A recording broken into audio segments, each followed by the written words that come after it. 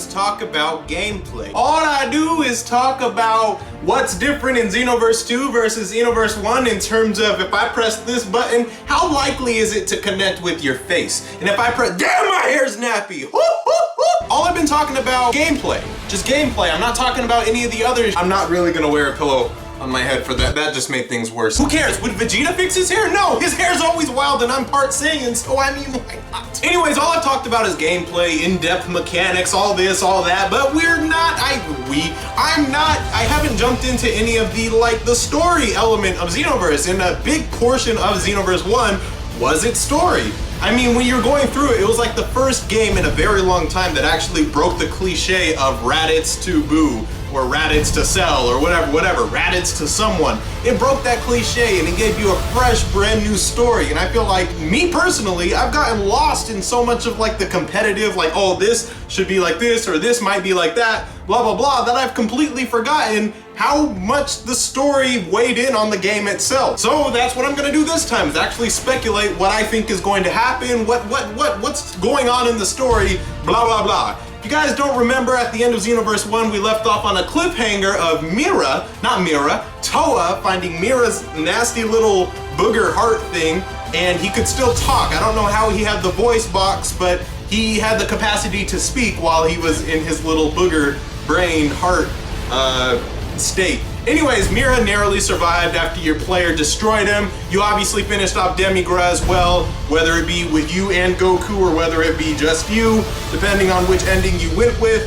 But Demigra's gone. I highly doubt he's gonna return. I don't think we'll see any of Demigra again. I was surprised that he even showed up in Xenoverse 1. And then in Xenoverse 2, it's obviously going to be centered around Towa and Mira. And from what we've seen from various previews and trailers of Xenoverse 2, we've seen the new Timebreaker thing. So obviously in Xenoverse 1, it was a villainous thing. Like, you didn't see any resemblance of the Timebreaker logo other than on Mira and Towa.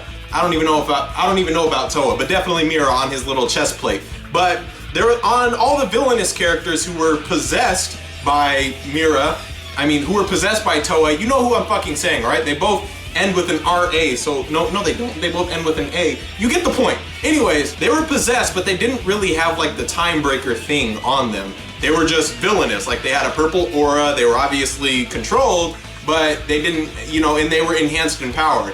Now Timebreakers, and again, I'm not very fluent in the knowledge of Dragon Ball Heroes and Dragon Ball Online, so some people can fill me in, but Timebreaker seems to be like a heavier transformation or a heavier possession than fucking the original shit, the original villainous thing. But I do think Mira's gonna is going to be buffed up. Mira's gonna be a much bigger threat.